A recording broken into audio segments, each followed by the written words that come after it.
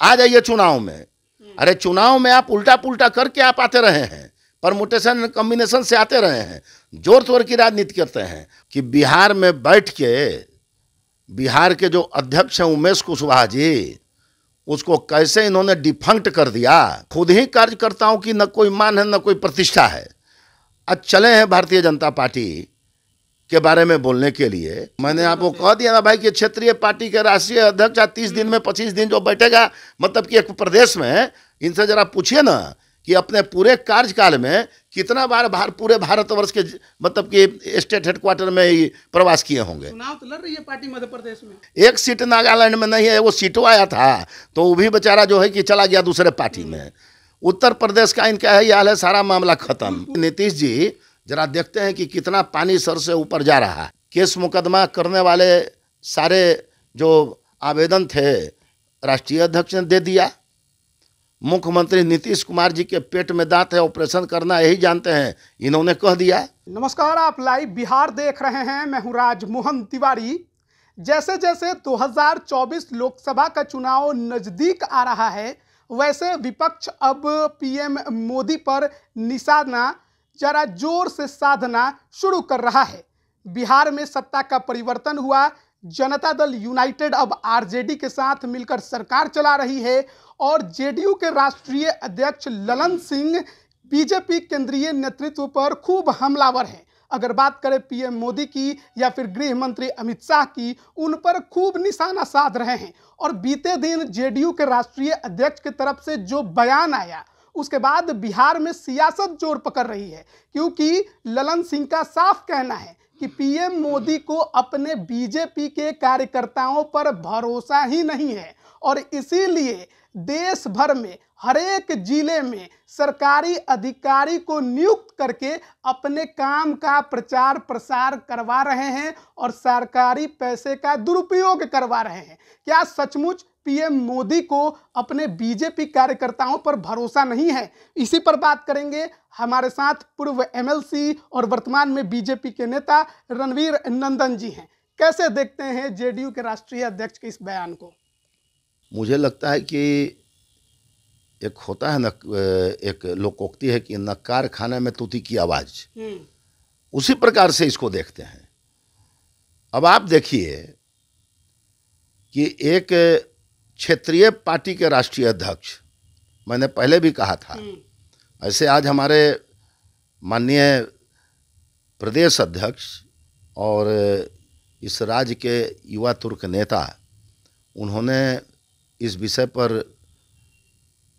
अपनी बातों को रख दिया है और बड़े जोरदार शब्दों में उन्होंने रखा है, तो कुछ कहने की कोई आवश्यकता नहीं पड़ती है। लेकिन चूंकि अब आपने एक प्रश्न किया तो राजनीति में प्रश्नों का जवाब देना पड़ता है।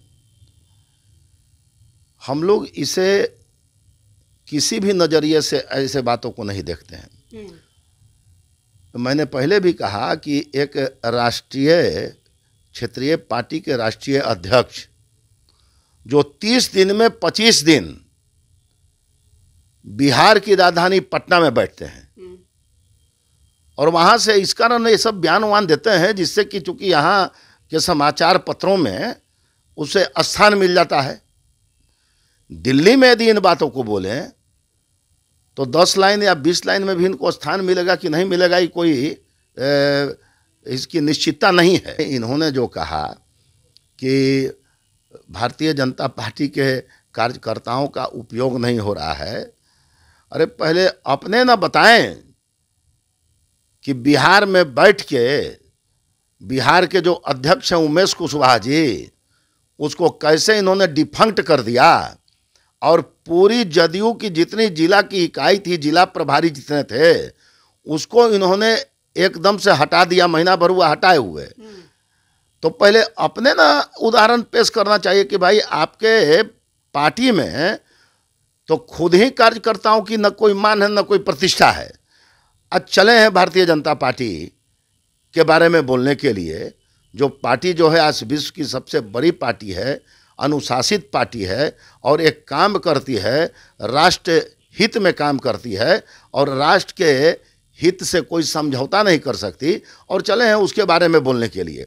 अब आप बताइए, एक छोटी सी बात कहता हूँ भाई, उन्होंने ब्यूरोक्रेट को क्या कहा है भाई, सरकारी जो योजनाएं हैं उसका आउटपुट क्या है उसको लाने के लिए कहा। हमारे यहाँ डिफरेंट मतलब कि स्तर पर बंटवारा है। मान लीजिए कोई क्षेत्र का विधायक है, क्षेत्र का कोई कार्यकर्ता है, उसकी एक अपनी भूमिका होती है, कोई जिला अध्यक्ष है उसकी अपनी भूमिका होती है, कोई मान लीजिए कि प्रदेश का पदाधिकारी किसी भी पॉलिटिकल पार्टी उसकी अपनी भूमिका होती है, और उसके बाद जो माननीय विधायक हैं, सांसद हैं, विधान पार्षद हैं, इनकी एक अपनी भूमिका होती है। उन की जो भूमिका होती है वह सबसे सर्वश्रेष्ठ और उनकी ओरिजिनल भूमिका होती है। अब मान लीजिए कि हम उज्ज्वला योजना हमने ये किया और चाहे आयुष्मान योजना हमने ये किया, इंट्रोड्यूस किया, तो इसका रिकॉर्ड कौन रखेगा? संबंधित विभाग रखेगा। कोई भी यदि क्वेश्चन होता है हाउस में, तो हाउस का क्वेश्चन का जवाब कौन देता है? मंत्री देते हैं। अब मंत्री कहाँ से लाते हैं वो जवाब? वो जो उनको अधिकारी देता है वही देते हैं। तो आप इक्वेशन समझ लीजिए। अब उस इक्वेशन को स्वयं जो है राष्ट्र जो क्षेत्रीय पार्टी के राष्ट्रीय अध्यक्ष है, हमारे माननीय राजद नेता जो जदयू के अभी अध्यक्ष बने हुए हैं, उनको मैं इसीलिए नोमिनिक्लेचर दिया हूँ, राजद नेता और जदयू के अध्यक्ष बने हुए हैं, वो अपने ही सिस्टम को जब वह ध्वस्त करने के चक्कर में है, खुद ही मतलब कि लोकसभा के सदस्य हैं, तो ये प्रक्रिया है कि कोई भी मंत्री जवाब देता है, कहाँ से जवाब देता है? अधिकारी लोग जो देते हैं वो जवाब देता है। तो ये तो अंडरस्टूड है। तो इस पर यह प्रश्न खड़े करना कि भारतीय जनता पार्टी अपने कार्यकर्ताओं को दरकिनार करे, कोई मानेगा? कोई विश्वास करेगा? नहीं है आप पर। कोई मोदी को भरोसा नहीं, कोई करेगा? कोई इस बात को मान रहा है? आपके कहने से भरोसा टूट जाएगा। अरे आप पहले अपना भरोसा तो बनाइए ना। आपकी जो इमेज है बिहार में, आप बिहार के कार्यकर्ताओं के बीच जो इमेज है राष्ट्रीय अध्यक्ष की, ललन सिंह जी की, इसको तो पहले आप स्पष्ट न कर दीजिए। इमेज राष्ट्रीय अध्यक्ष, आप कौन सी इमेज? तो मैंने आपको कह दिया ना भाई कि क्षेत्रीय पार्टी के राष्ट्रीय अध्यक्ष 30 दिन में 25 दिन जो बैठेगा मतलब कि एक प्रदेश में, इनसे जरा पूछिए ना कि अपने पूरे कार्यकाल में कितना बार पूरे भारतवर्ष के मतलब कि स्टेट हेडक्वार्टर में ही प्रवास किए होंगे। चुनाव तो लड़ रही है पार्टी मध्य प्रदेश में, तो प्रवास इनका पूछिए ना। ये एमपी में कितना दिन गए, उत्तर प्रदेश में कितना दिन गए, छत्तीसगढ़ में कितना दिन गए, साउथ के जितना स्टेट है उसमें कितना दिन गए। हर जगह कमी बेच छोटी बड़ी जदयू की एक इकाई बनी हुई है। ये कम से कम पूरे देश में ये कौन कौन स्टेट में गए, पहले इसी का तो ठिकाना ही बता देना।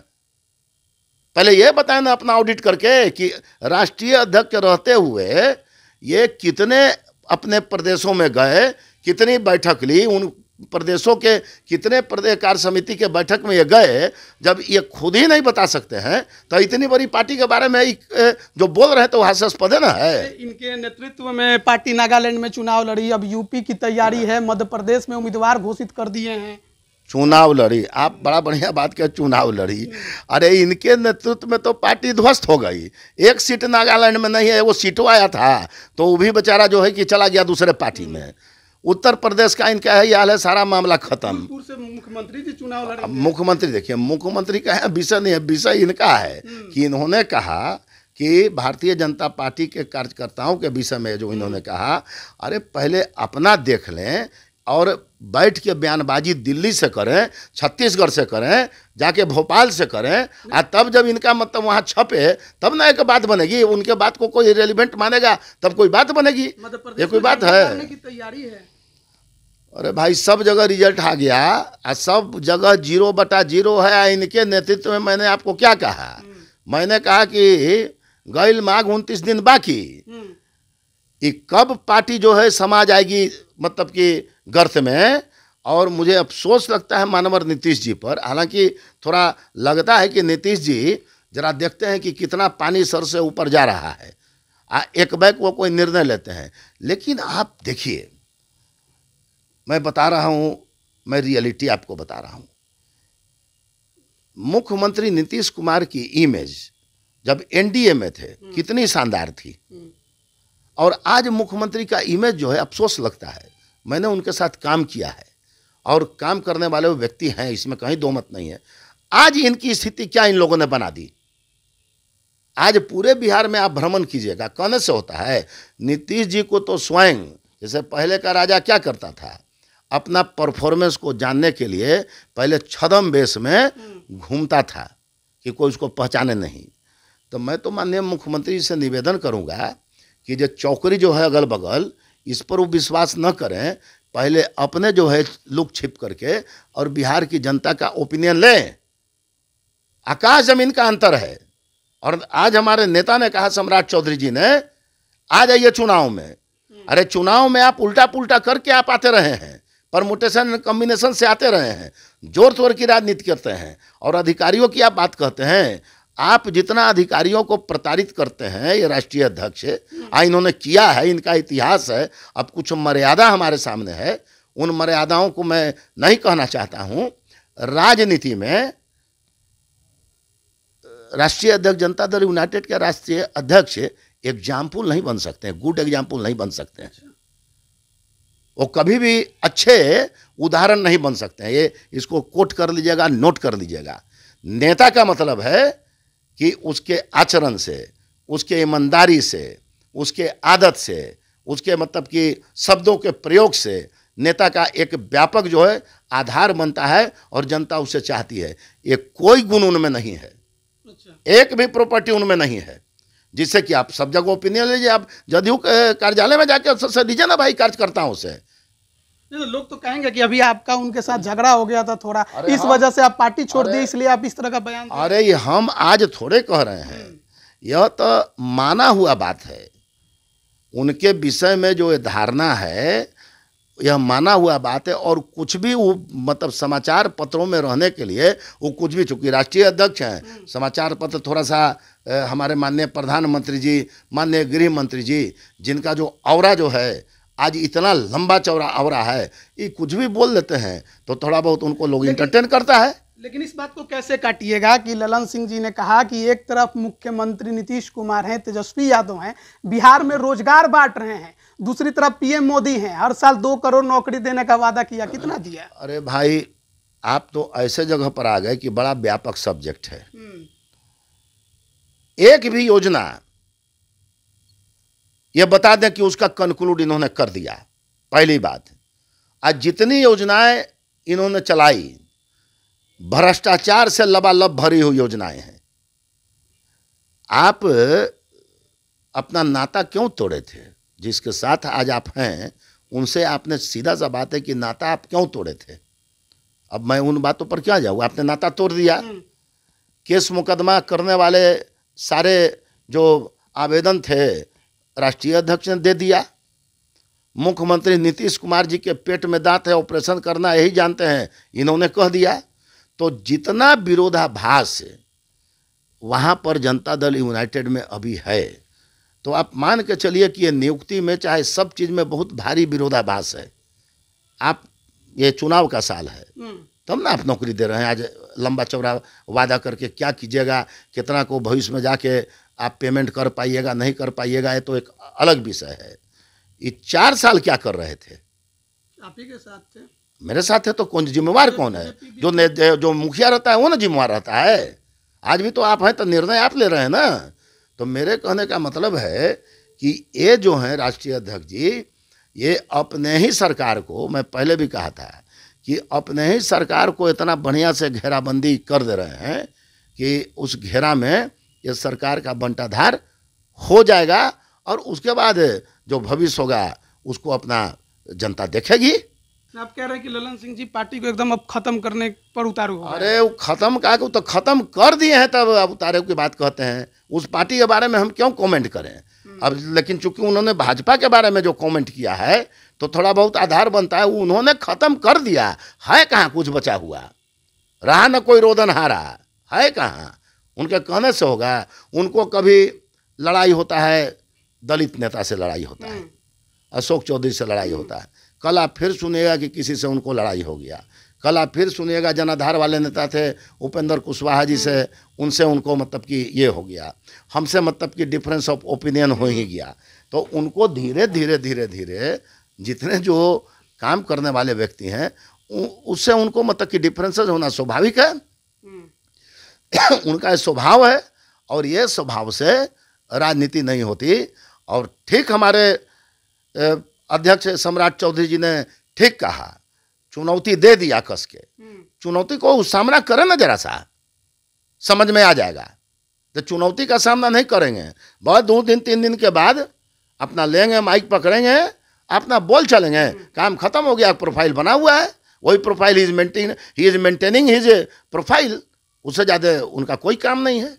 चलिए, बहुत बहुत धन्यवाद आपका हमारे साथ जुड़ने के लिए। तो देखिए, जेडीयू के राष्ट्रीय अध्यक्ष ललन सिंह, जिन्होंने पीएम मोदी को लेकर कहा था कि इसलिए हर जिले में, देश भर के तमाम जितने भी जिले हैं वहां पर अधिकारियों की नियुक्ति अलग से इसलिए की जा रही है ताकि केंद्र सरकार के कामों का प्रचार प्रसार किया जाए, और क्योंकि बीजेपी कार्यकर्ताओं पर पीएम मोदी को भरोसा नहीं है। इन तमाम सवालों पर बीजेपी नेता पूर्व एमएलसी रणवीर नंदन की तरफ से क्या कुछ कहा गया, क्या उन्होंने और किस तरीके से जवाब दिया, वो आपने सुना। कमेंट करके जरूर बताइए आप इस पर क्या सोचते हैं। आपका बहुत बहुत धन्यवाद। लाइव बिहार यूट्यूब पर सब्सक्राइब और फेसबुक पर लाइक जरूर करें।